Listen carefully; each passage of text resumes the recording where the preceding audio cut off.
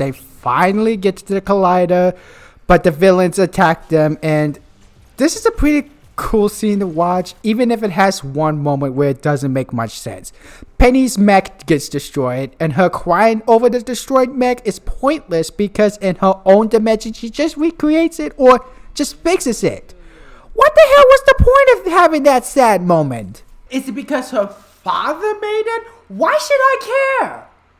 But yeah, this action scene has some really cool moments where Miles makes an intro. He, Gwen, and Peter triple team Doc Ock and gets hit by a truck, which is pretty funny. And we get the most amazing scene in the entire film. What are you, some kind of silly cartoon? You got a problem with cartoons?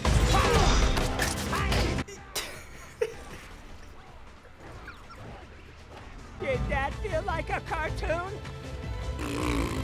That's really funny and kind of awesome.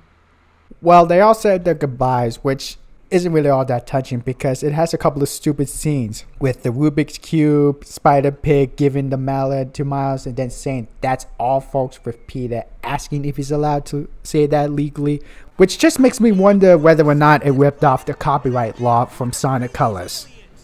No copyright law in the universe is going to stop me! A bit of a side note, but I think Sonic the Hedgehog and Spider-Man would be a perfect team-up.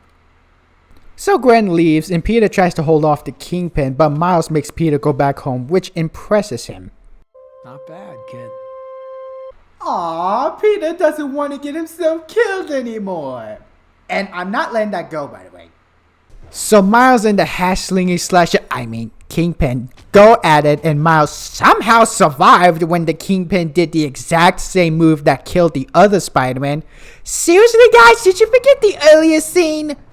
And Miles does that stupid shoulder touch technique one last time and everything goes back to normal. Oh yeah, the part where Miles sees his father as the new Spider-Man and he tries to disguise his voice. It was unfunny in the trailers and it's unfunny here as well. Though I will give this scene credit that his father doesn't think that Spider-Man is a menace anymore. He thinks he's a hero. Thank goodness, because I do not need another J. Jonah Jameson, who still needs to be either replaced or dead. And wait, how did Gwen manage to contact Miles? It's over? Well, fuck you too then! The post-credit scene. I know they're making a sequel and a spin-off, but this has to be one of the worst jokes of the movie and the worst post-credit scene ever. It has Spider-Man 2099 going to Earth 67, aka the 60s Spider-Man cartoon thing, and they won't shut up about pointing. Other people laughed at this, including my own dad, while in the theaters, but I just sat there with an emotionless face. They had a cool idea with Spider-Man 2099, and then they fucked it up about pointing and arguing about pointing like the little kids that are easily annoyed by the littlest of things. And to add insult to injury, Dad is one of those people who likes to sit for the post-credit scenes even if they do suck. And before this post-credit scene showed up, there's that stupid gosh darn Christmas song that plays over. I can't believe they actually put that song here, and I fucking hate it! When it first started playing, I face palmed and nearly yelled out in the theaters. I swear I was this close to just slapping him in the face when we left it.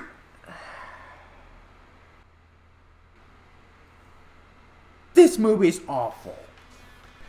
The animation style is pretty cool, being like a comic book translated into a film.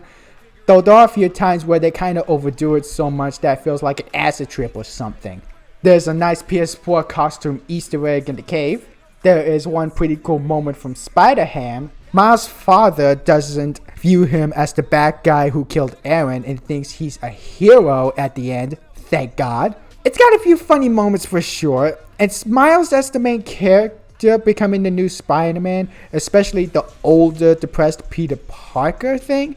Those are good ideas, but I came here to see other Spider people and see them kick ass and have a good amount of screen time. Half of them do, but the other half doesn't. Not to mention the other problems I have with the film really distracts, and I will never understand why this film is so loved. Seriously, the jokes don't work, the dramatic scenes are mostly botched, the action isn't really all that exciting, the designs and the choices for the villains suck. It's just an overrated piece of shit that does not deserve its praise. I hated going back to this film, but I had to get the point across. This film does not deserve the love and attention. Sure, there's cool ideas, but it could have been handled better, like the villains being from other dimensions, and having the Tobey Maguire Spider-Man even though he's not played by the same actor. The trailers advertised it, gosh darn it, and it never delivered. If they're gonna make references, don't put it in the trailers, then I wouldn't be as pissed. It sucks. It really sucks. And when I hear people and critics, especially popular YouTubers, praising the movie, it just makes me angry. And you know what? If you're angry with me that I do not like this movie and think that this is the worst Spidey film ever made, I don't give a shit. You can be angry at me all you want. You can type negative comments down. It's still not gonna change a damn thing. Fuck the people that made this movie. Fuck the people that love it. In fact, just fuck everyone. When they make the sequels and spin-offs, they better have extremely better writers and or check the script many times to see what's wrong. And I just hope that there's one or two female Spideys that wears a black suit or something. But seriously, fuck the people that give this movie love. It does not deserve the praise. You guys are idiots.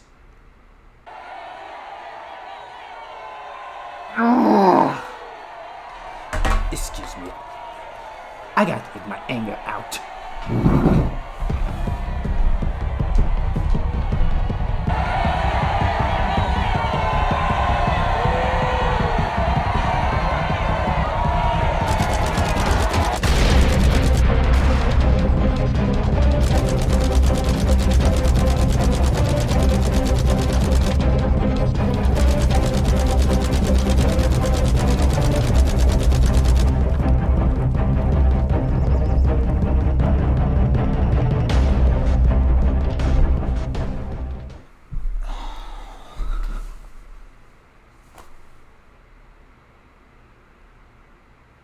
Humanity sucks.